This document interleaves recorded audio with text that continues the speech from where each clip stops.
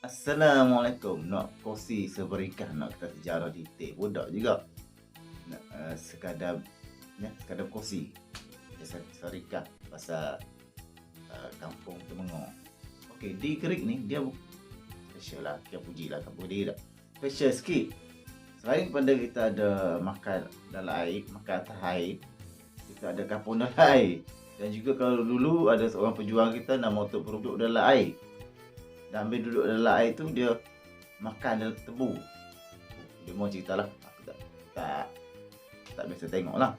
Tapi sekarang ni pun titik-titik tu Perubah pun masih wujud. Tu Perubah ni adalah katakan daripada Sultan Perak. Orang ke 16 ke 20 tak ingat lah. Gitulah. Jadi Temenggor ni dia dah tenggelam dengan air.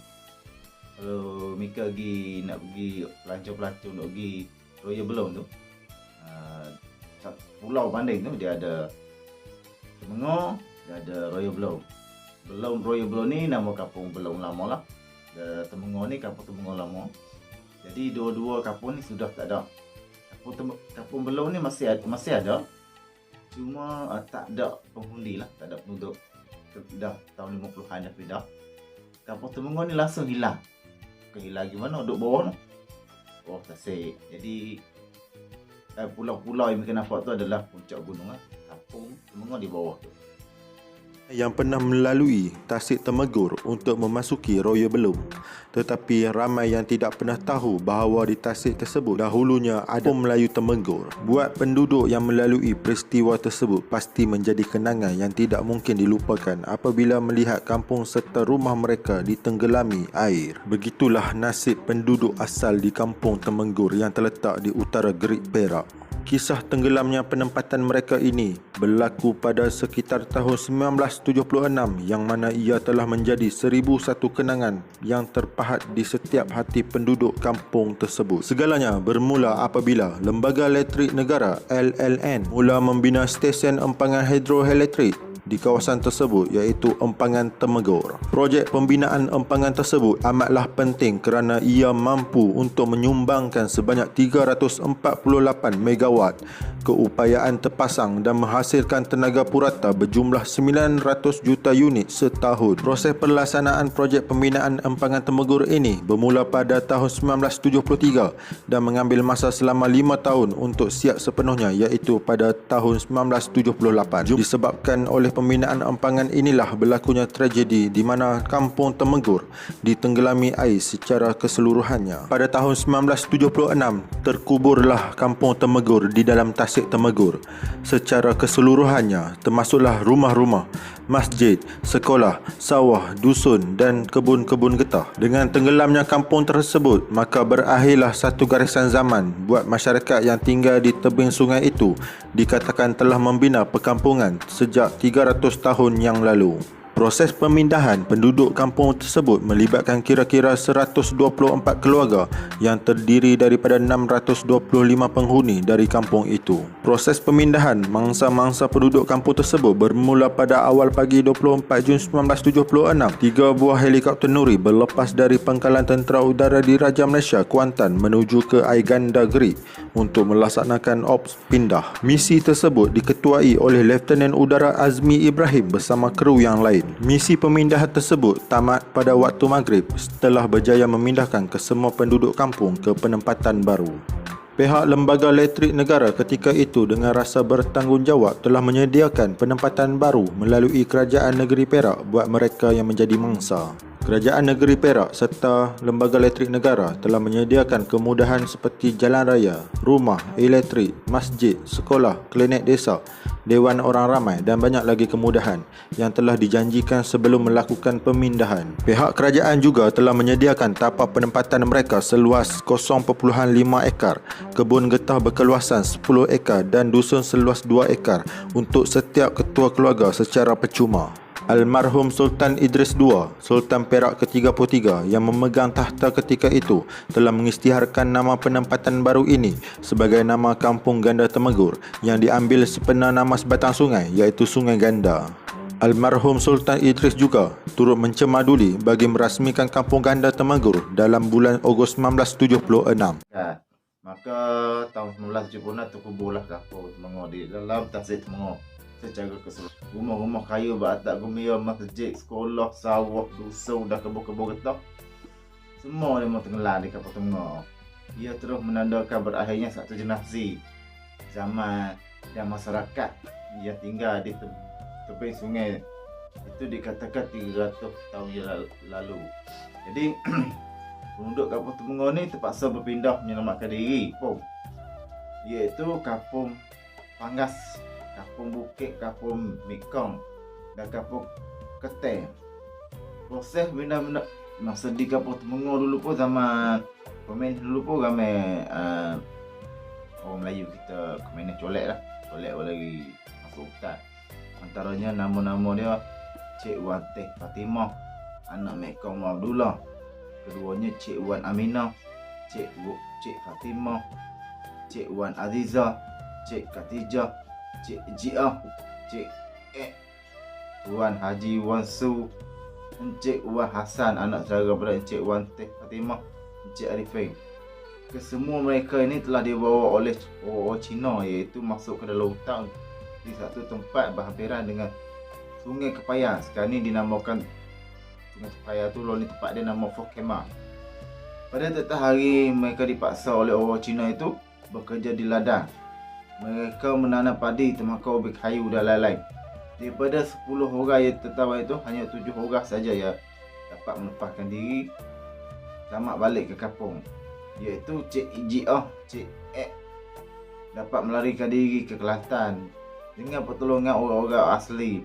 Tiada lama selepas ditawan, Cik Wan Teh Fatimah, Cik Wan Aminah, Cik Fatimah, Cik Wan Azizah dan Cik Khatijah dapat larikan diri ke 6 bulan kemudian, itu dengan pertolongan orang darat.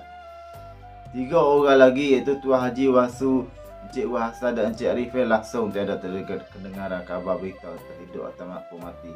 Setelah kena bakar, maka tinggallah kampung Temenggor tu. Ini cerita ketika masa dia duduk di kampung Temenggor, disebabkan kampung Temenggor ni dengan kampung Belong tu terlalu bahaya sangat. Jadi kerajaan pindah ke demo ni, penduduk kampung ni keluar. Kampung Belong ni nanti kita cerita kisah kampung Belong. Kampung Belong ni dia awal lagi pindah tahun 50-an.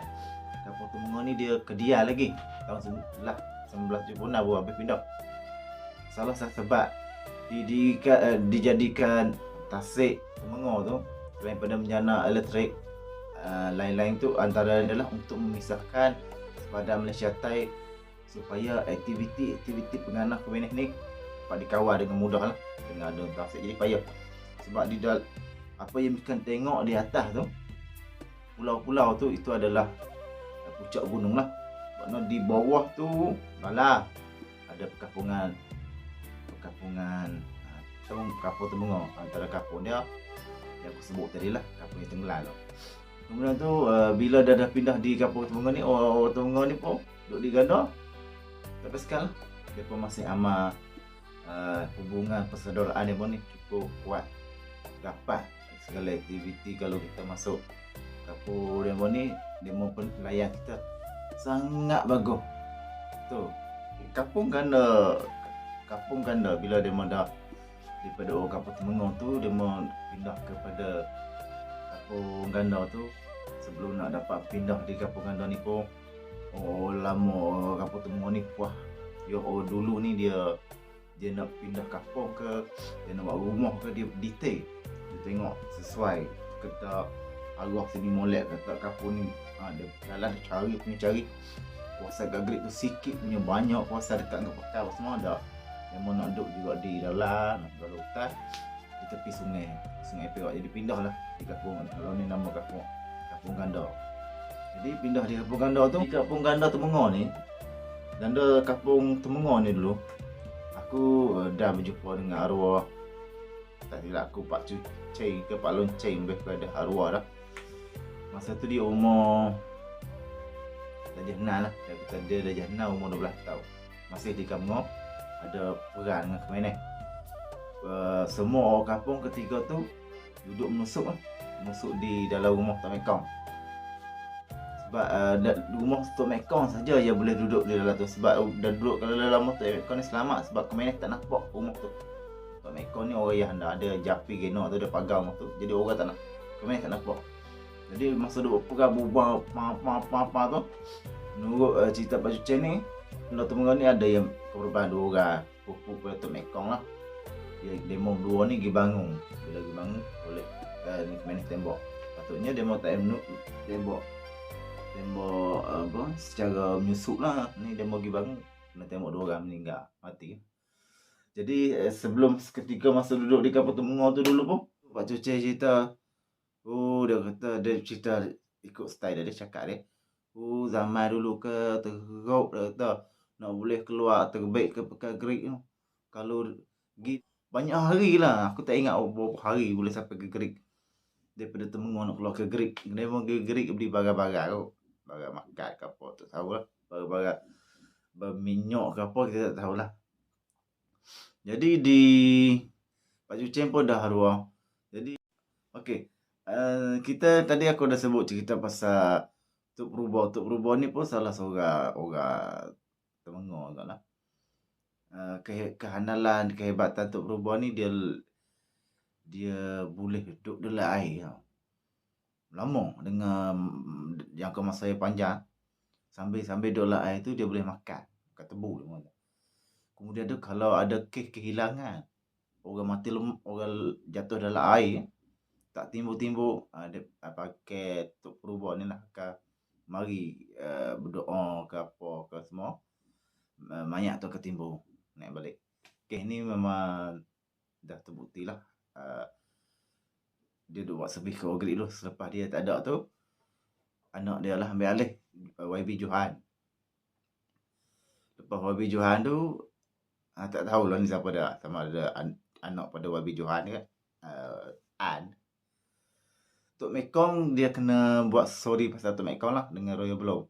Asal sebab kalau kita nak selit semua dalam ni, dia jadi panjang. Okay. Assalamualaikum. Nanti kita berkongsi serba ringkas kisah-kisah di Gerik ni.